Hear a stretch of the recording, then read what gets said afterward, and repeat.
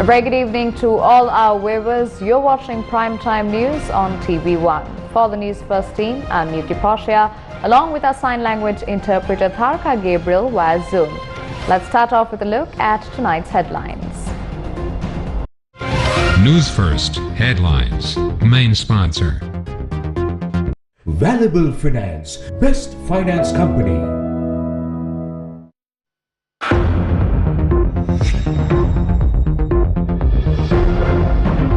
Quarantine curfew extended until the 6th of September. Essential services to continue as usual. Which segment of society will be prioritized for vaccination next? Those above 18 years of age or 60 years of age? Analyze කළා කියන්න ඊළඟට එන priority එක දෙන්න ඕන 30න් 15 අයට ආපහු පළවෙනි සහ දෙවෙනි ඩෝස් එක දෙන එකද වැදගත් 60න් ඉහළ අයට ඉඳලා බූස්ටර් එක දෙන එකද වැදගත් කියලා. Mahasangha rallies to protect the Parakrama Samudraya. Minister of Ports grants relief for sugar importers to reduce the prices of sugar. Grim signs issued for Sri Lanka's ability to settle foreign debt.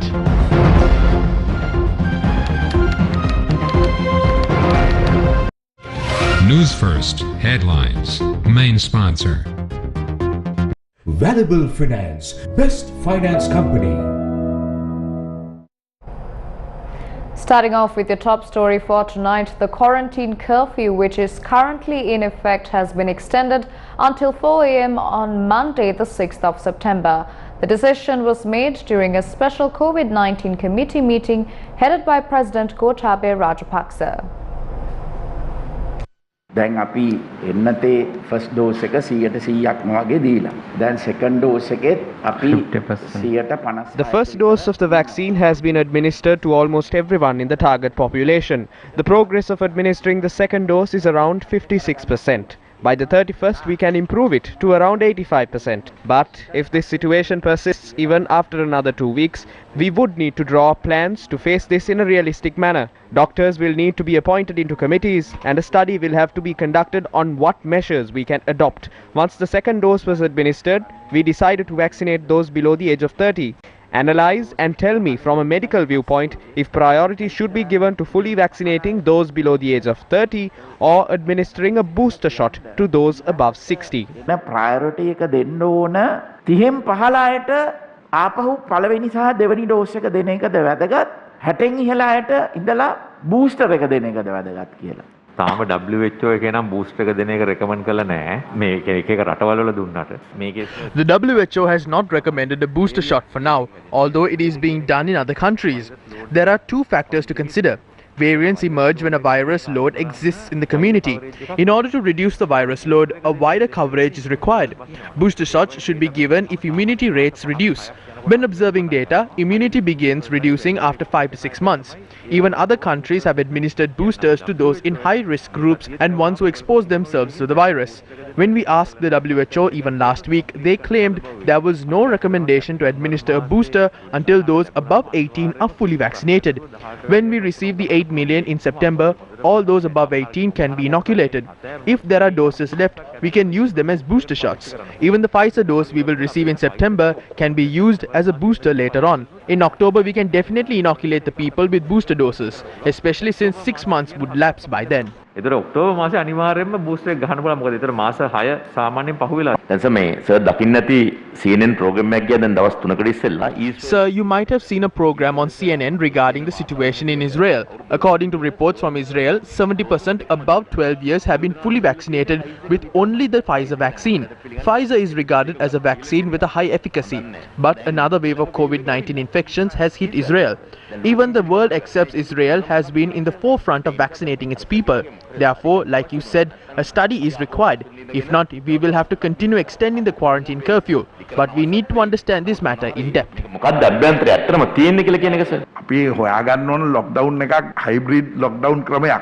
අපිට තියෙන්නේ එකම We need to come up with a hybrid lockdown system. The only issue is with the small-scale business owners. Even daily wage earners were allowed to work. Fish shops, vegetable shops are the issue.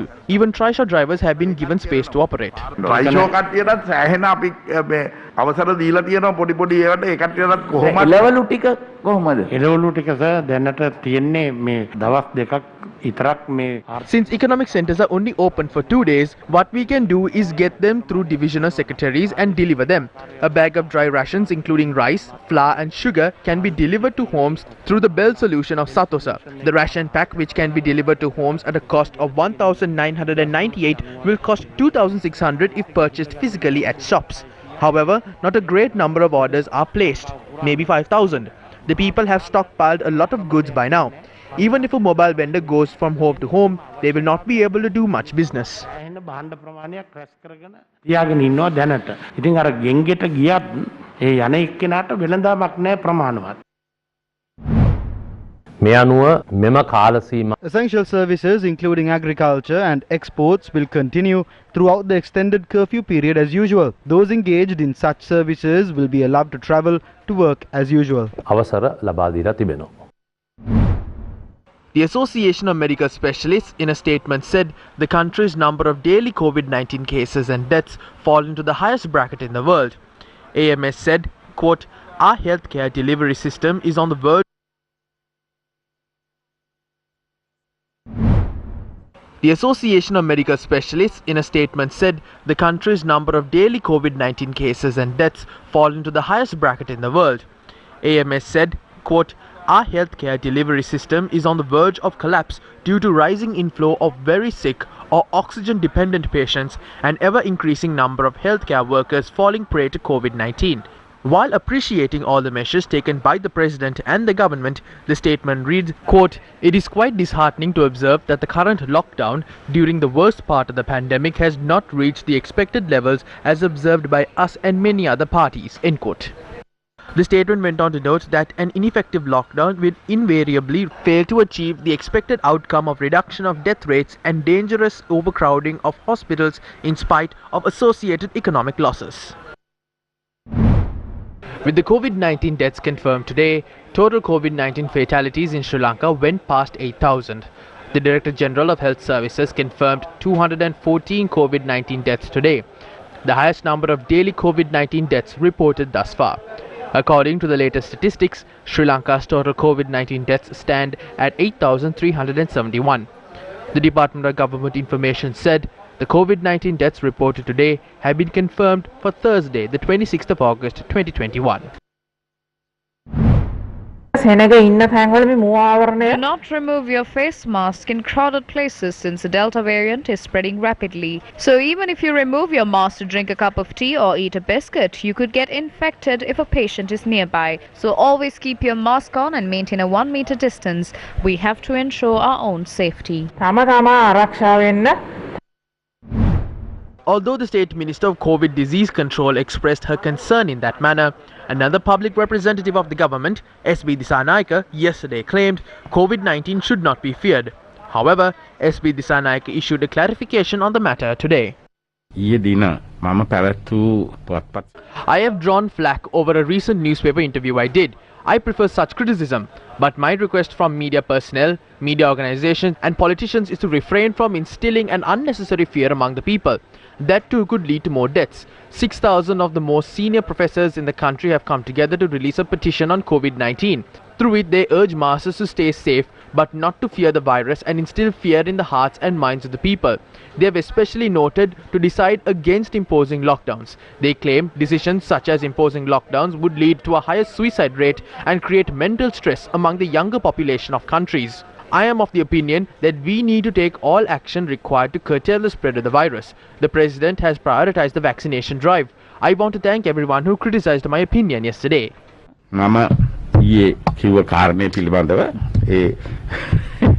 නොයෙකුත් මට ඉදිරිපත් කරපු සියලු දෙනාටම මගේ ගෞරවය ස්තුතිය පුද කරනවා. ඔබතුමා කියන්නේ එතකොට මේක දැනට මේ තියෙන තත්ත්වය අනුව රට මහාන සුදුසු නැහැ කියලාද? සුදුසු නැහැ කියලා නෙවෙයි මං කියන්නේ. ලොක්ඩවුන් කරන්න එපා කියලා. ඒක 30 වෙනිදා අරින්න ඕනේ. 30 වෙනිදා අරින්න ඕනේ මේ වහපු එකටත් මම විරුද්ධයි. පෞද්ගලික. A certain someone has questioned as to why oxygen is important. Another state minister has called for state sector salaries to be slashed. Another one says COVID-19 can be taken lightly like a common cold or a cough and not to fear it unnecessarily. However, he too is wearing a mask. If he does not fear the virus, that person from Hanguranketta can go to the masses without a mask and work for the people. All of them are now jokers. මේ පොහොට්ටු ආණ්ඩුවේ මැති ඇමතිවරුන්ට අඹුඩෙත් නැතුව මුහුදට පයින්න වෙන තත්ත්වයක් ඇති වෙනවා. I have always been of the stance that we cannot resolve this issue by playing the blame game. When listening to certain people, it is evident they have not understood the severity of the matter. It would be wise for politicians to stay silent and allow medical professionals to carry out their duties. Meanwhile, views regarding COVID-19 were expressed at a media briefing organized by the Samagijana Balavekaya. We can observe that the government is ruling the country while lying, concealing data and burdening the public. We would like to tell the government that they have lost complete control of the country. Today the government has no control over citizens and the entire business community. මේ මාසේ 21 වෙනිදා corona ආසාදිතයින් හැටියට වාර්තා On the 21st of this month, 3,884 cases were reported. On the 23rd, 4,380 cases were reported. Again on the 24th, 4,025 cases were counted. But by yesterday, 4,602 cases have been identified. 2 weeks back, the numbers were around 2,000. 4 weeks ago, the count was around 1,000.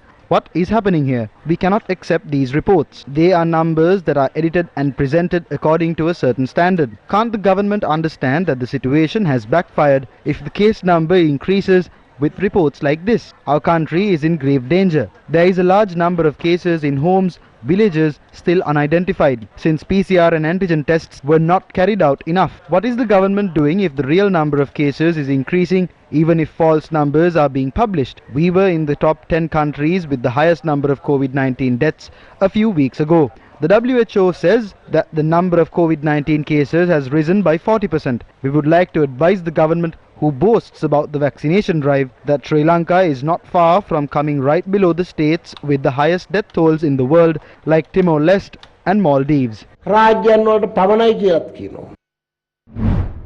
Meanwhile, leader of the opposition Sajid Premadasa voiced serious concern over statements made by ruling party members not to take COVID-19 seriously at a time the daily death toll exceeds 200, confirming the predictions of medical experts. Sajid Premadasa said in a statement issued today that the country has lost more than 8,000 lives, more than double the number of deaths in China since the beginning of the COVID-19 pandemic. The leader of the opposition points out that the government has shied away from its responsibility to safeguard the lives of the people after the closure of the country, and that the prices of essential commodities have risen to levels unbearable. Sajid Premadasa said, as per the present situation in the country, one will not be able to buy a kilo of sugar even if he or she sells 5 kilograms of rice. Sajid Premadasa requests the government to guarantee citizens' right to life. The request of the State Minister of COVID Disease Control. The country needs the support of Sri Lankans living both here and overseas. Everyone must support the hospitals closest to you. There is a large number of patients admitted. We invite you to support hospitals closest to you as much as you can.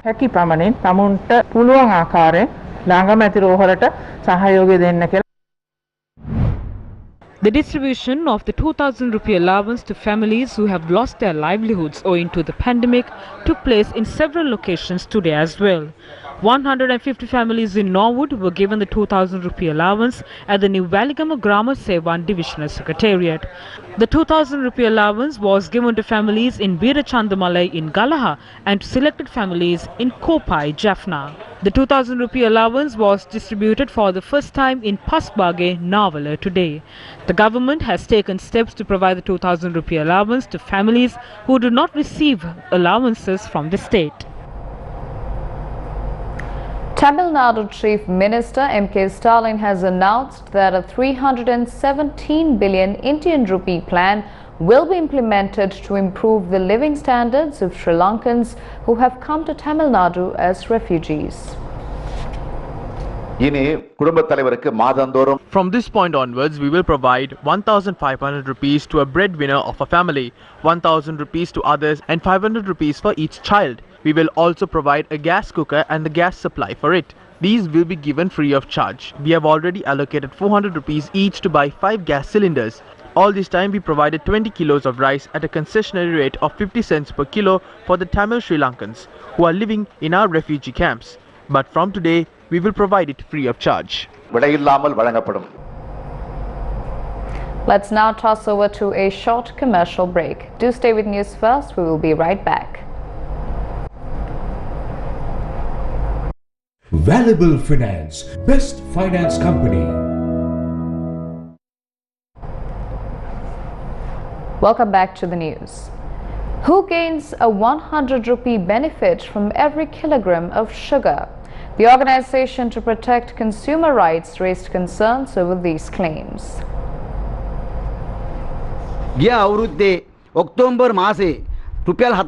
During October last year, a 49 rupee tax relief was given for sugar. When this was given, businessmen in the country used this relief to import large stocks of sugar. They then pocketed this 49 rupee relief and gave out the commissions to the necessary people. Today, a kilo of sugar has skyrocketed to 220 rupee per kilo. Satosa sold this sugar kilo for 80 rupees earlier.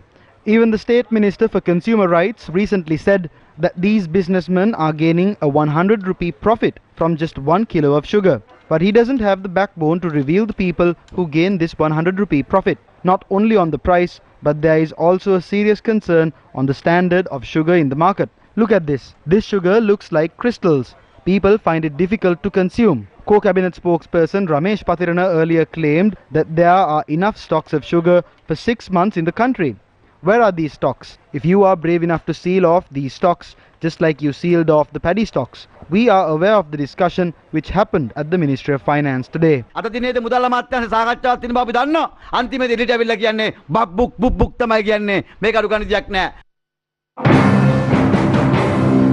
The Minister of Ports and Shipping says that the ministry is willing to provide concessions to containers on hold at the port to help the reduction of the price of sugar. සීනි container රාශියක් වරායට ඇවිල්ලා වරායේ තබාගෙන තිනවා.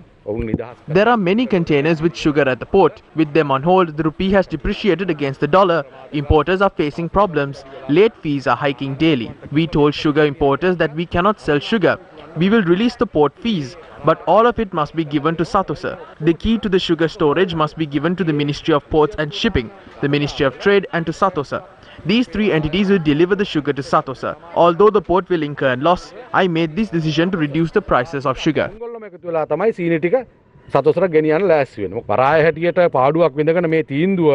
මම ගත්තේ වෙන මොකක්වත් නෙවෙයි රටේ ජනතාවට අඩු මිලට සීනි ලබා දීමේ කටයුත්ත වෙනුවෙන්.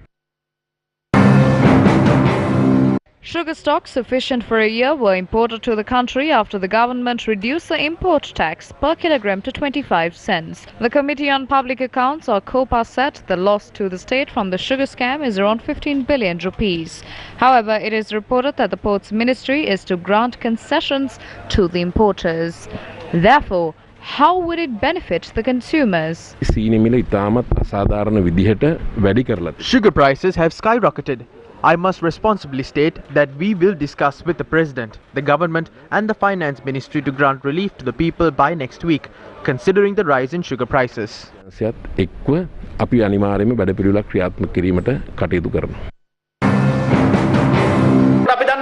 The sugar scam itself resulted in a loss of 16 billion rupees. That means through this the country is losing an amount that is close to the daily income that is accumulated by all citizens of this country.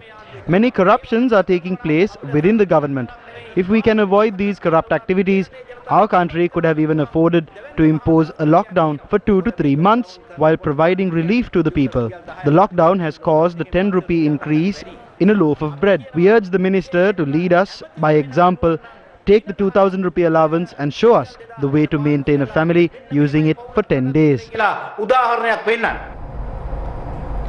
The Sri Lanka rupee has depreciated further against the US dollar over the past several days. Now, according to the official rates published by several local banks, the selling rate of the LKR against the US dollar was 222. However, according to the central bank and state banks, the LKR continues to remain at 203 rupees against the US dollar. The further weakening of the rupee stems from the foreign currency shortage in the country. Why is there a foreign currency shortage in the country? If there is a shortage of foreign exchange in the market, normally the central bank will have to meet the shortage by releasing foreign exchange from its foreign reserves. But Sri Lanka doesn't have that luxury today. Our foreign reserves have fallen to the bare minimum level, and as at the middle of August, the reserves have fallen to a level of about 2.4 billion US dollars. Of that, we have a gold stock of some 400 million US dollars. So the availability is only about, say, 2 billion US dollars. So we don't have enough foreign exchange in the central bank to be released to the market. So the market will have to now meet its own requirements by using the foreign exchange flows that are coming into the commercial bank. There is a massive trade deficit in the country, and as a result, there's a massive, again, a current account deficit in the country. Therefore, the availability of foreign exchange is always less than the demand for foreign exchange. How will the foreign currency shortage affect us? We are already experiencing high inflation at the moment. Depreciation in the currency, in the rupee, would further enhance the amount of inflation we are suffering. The second concern I would say is the amount of loan installments that we got to pay. Got to pay foreign loan installments and interests in foreign currency. Higher the depreciation, the higher the rupee value of such loans that we got to pay back. The other most important factor is the amount of money we are printing in the local economy. Policymakers may give number of reasons, but whatever the reason is, higher the money we print, higher the depreciation of the exchange rate that would be. And at the moment, the government announces that they are going to borrow from some countries like India or Bangladesh, also receiving SDRs from IMF. These things would ease the matter in short term. How does excessive money printing affect depreciation? Now, one good example about inflation and money printing is Zimbabwe and Venezuela, of course. Zimbabwe at one point, 40 cents of USD was equivalent of $1 Zimbabwean dollar. At the end of printing bulks of money by Robert Mugabe, after 1 year, 40 cents of USD was equivalent of 100 trillion Zimbabwean dollars. So that is the severity of this issue of money printing, currency depreciation, and borrowing from international sources. What's the solution? It all depends on how Sri Lanka manages the economy. Say, if we keep on printing money in the local economy, if we keep on spending bulks of money for things like developing new walking paths and all, that would require a lot of money printing in the local economy. So then that will affect the depreciation of the currency, which would be very difficult to offset by any receiving foreign currencies. The effect of foreign currency receipts will be decided. Standard & Poor's, a rating agency, has cut the outlook of Sri Lanka's CCC Plus rating to negative as foreign reserves fell below 2 months of imports. In a statement, S&P said, quote, "We revised our outlook on Sri Lanka to negative to reflect our views that the government may face an increasingly challenging financing environment over the next 12 months." End quote. The statement went on to note this would affect Sri Lanka's ability to service its debt. The country's external position remains a key vulnerability on the rating. Now, a statement made by Michael Parenti, an American political scientist, academic historian, and a cultural critic, once made about poor countries, is circulating on social media due to its relevance to the current situation in most countries. Now, in this speech, the US political scientist says, quote, "One does not go to poor places for self-enrichment. The third world is rich. Only its people are poor, and it is because of the pillage they have endured." End quote. The third world is not poor. You don't go to poor countries to make money. There are very few poor countries in this world. Most countries are rich. Only the people are poor. But there's billions to be made there, to be carved out and to be taken. There's been billions for 400 years. The capitalist European and North American powers have carved out and taken the timber, the flax, the hemp, the cocoa, the slaves, and the cheap labor. They have taken out of these countries. These countries are not underdeveloped, they're overexploited.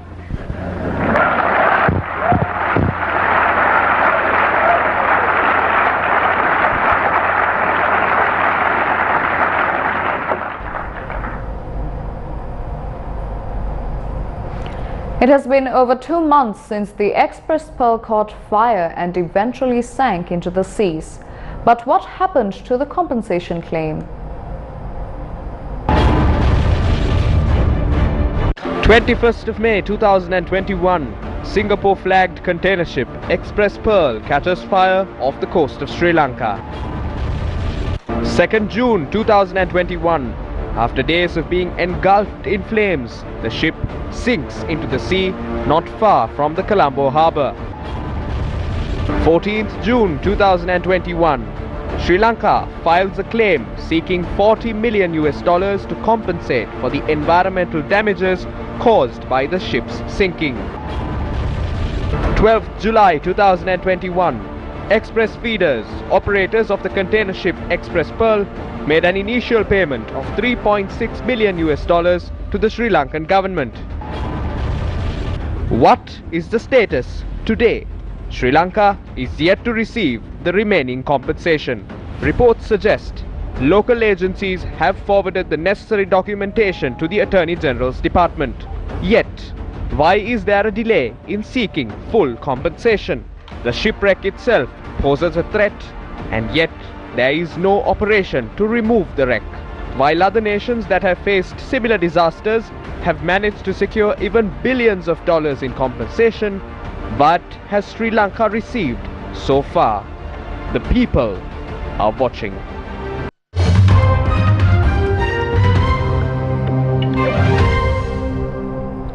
Taking a look at some news overseas, Kabul is reeling from 2 explosions at the city's airport yesterday, which killed some 90 people, including 13 US military personnel. For those who carried out this attack, as well as anyone who wishes America harm, know this: we will not forgive. We will not forget. We will hunt you down and make you pay. I will defend our interests and our people with every measure at my command. Doctors and nurses in Kabul worked through the night to treat some of the 150 people injured in the double bomb attack near the airport. Hospitals, already struggling with fewer staff since the Taliban took over a week ago, have been overwhelmed. Meanwhile, the World Health Organization has described the need for medical supplies as enormous and growing.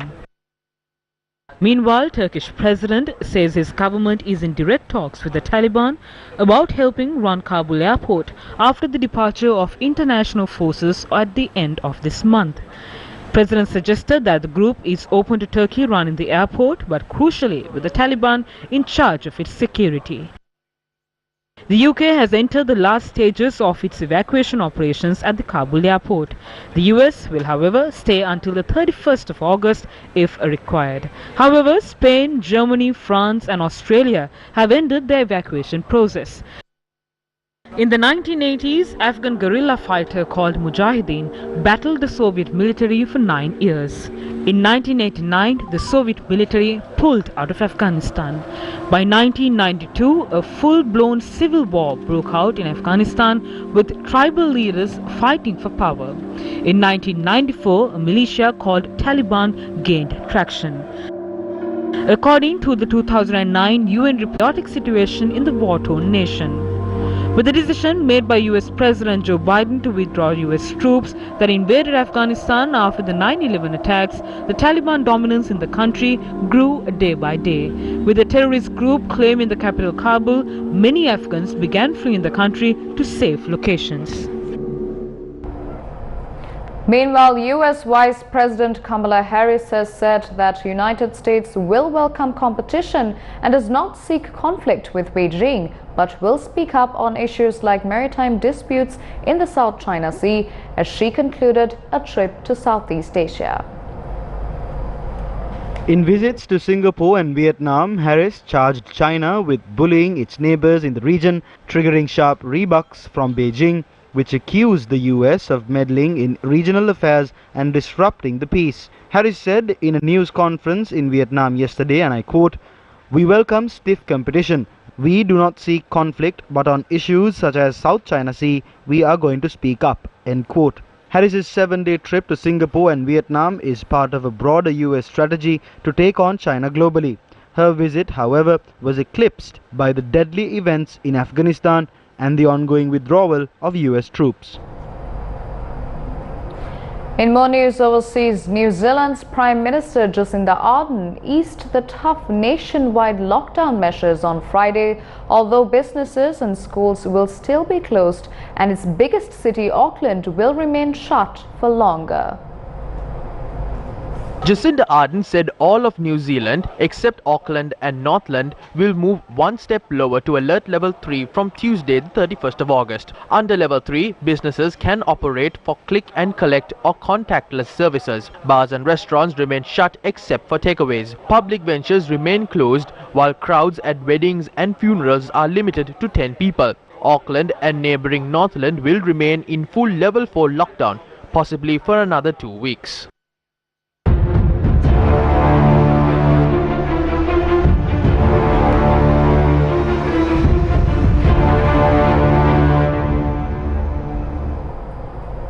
The visuals you just witnessed were scenes of the breakwater of the historic Parakrama Samudra being destroyed for the purpose of constructing a jogging track. Now, following a revelation by Newsfirst on the matter last night, the Mahasangha visited the area this morning and demanded for the construction to be halted. Earlier today, venerable theros from temples in Polonnaruwa visited the site where the breakwater of the historic Parakrama Samudra is being demolished to be replaced with a jogging track.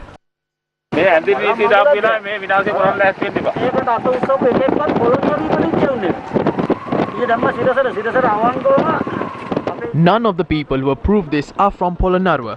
Sirasa reported this last night. We want to extend our gratitude to Sirasa. Most of the people living here were unaware of this. Sirasa brought this to our attention. Agrarian organizations have not been notified, as the Department of Archaeology authorized this. There aren't many vavas of this stature in the country, maybe 2 at most. What is the problem in the country? Is it not having enough walking paths? Is that the burning problem even when a pandemic cripples the entire nation? This is done at a cost of 34 million. Polonnaruwa does not have an ICU bed. Purchase ICU beds with this 34 million. These are clandestine operations done while curfew is in effect. We will not allow this to progress. Representatives of the All Ceylon Agrarian Federation along with a group of residents were also present at the location to express their stern opposition over the move. This is the manner in which the Mahasangha and other groups held a demonstration on the road opposite the bunt of the Vava.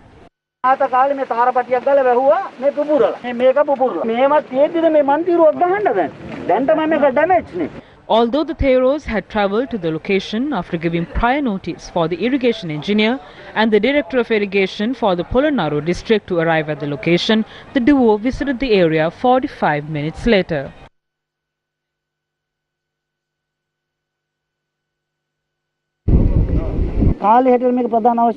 Is this the main requirement at this point of time? The Department of Archaeology will do what benefits them. We have always noticed that. The UDA has taken up the construction. The Municipal Council is not involved. There is no transparency. We will not let this happen. We will create a platform which extends 8 feet into the bunt of the Vava. Everyone is under the impression that the breakwater is being removed. That will not be done. We are only removing it for construction purposes. Thereafter, the breakwater will be restored. The Mahasangha in Polonnaruwa will not allow this to happen. These vehicles must be moved today. As officials who are remunerated through this Department of Irrigation, you must oppose this. This is a tragedy. This is our country's heritage. It has been passed on to posterity. This is a politically motivated move.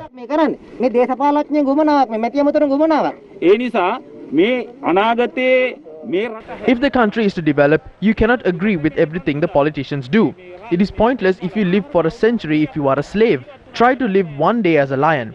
That is the purpose of state service. Thereafter, Polonnaruwa District Secretary W.A. Dharmasena arrived at the scene.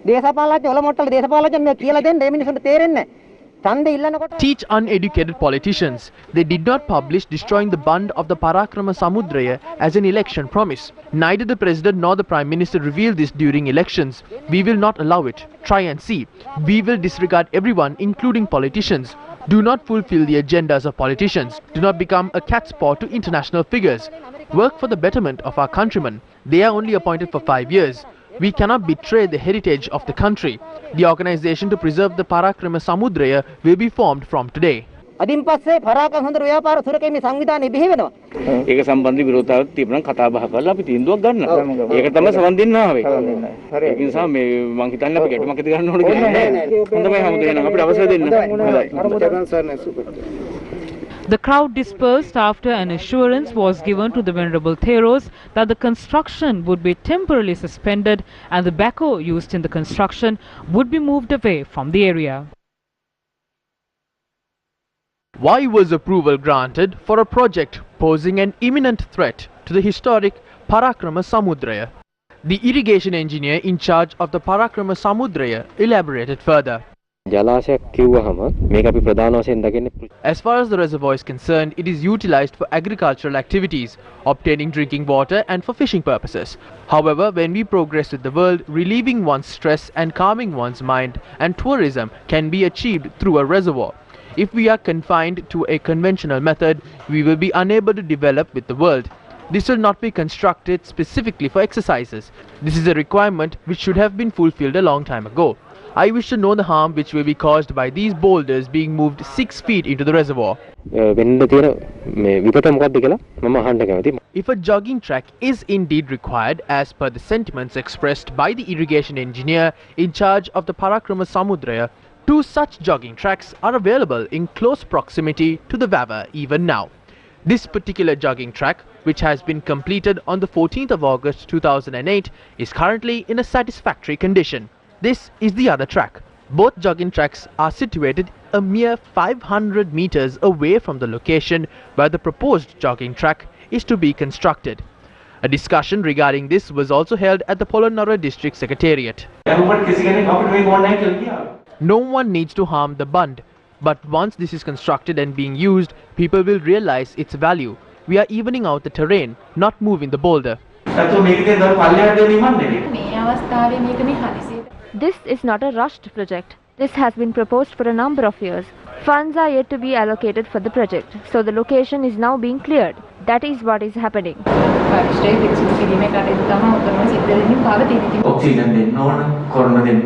We have to prioritize oxygen and other needs essential at this time, but funds allocated through the budget for ministers must be invested and spent. We cannot utilize those funds to support the healthcare sector. While prioritizing healthcare, we need to utilize funds for other agencies as well.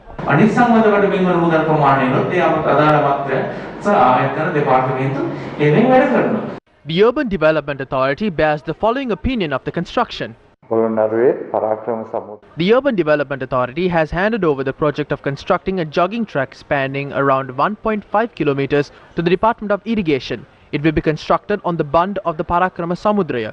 This project has been approved by the government agent, District Development Committee, Department of Archaeology and the UDA.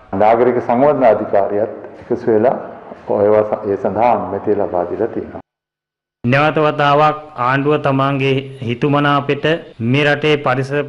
government has once again started engaging in activities that are detrimental to the ecosystem. We can see that the government has come to a state where it cannot just let a Vava, forest or any other important environmental component be. A massive environmental damage was caused after the forests were destroyed. We also saw how attempts were made to destroy the Tissa Vava. They carried out those activities without obtaining the required approval. So can't they construct these without destroying heritages? The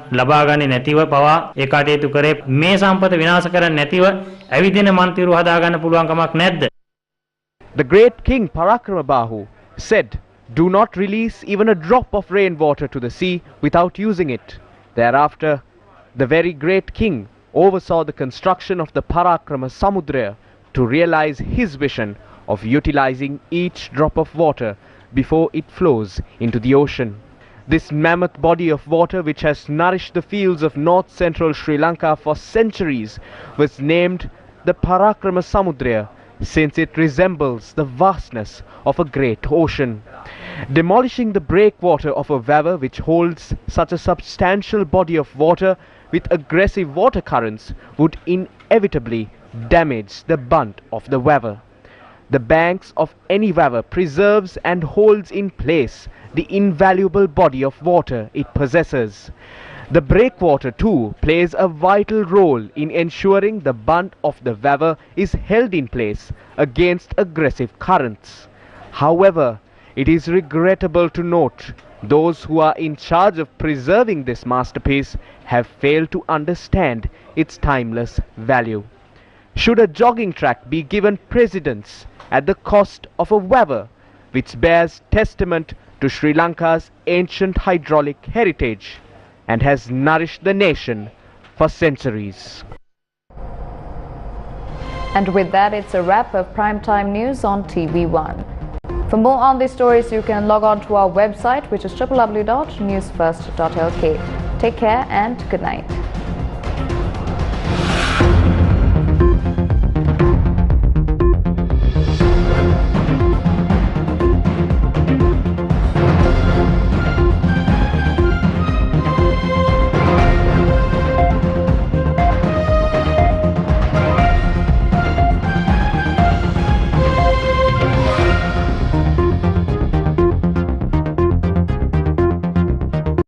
Vaccines reduce the chances of infection and serious illness significantly in COVID-19. Make sure you get vaccinated, especially if you are over 60 years of age.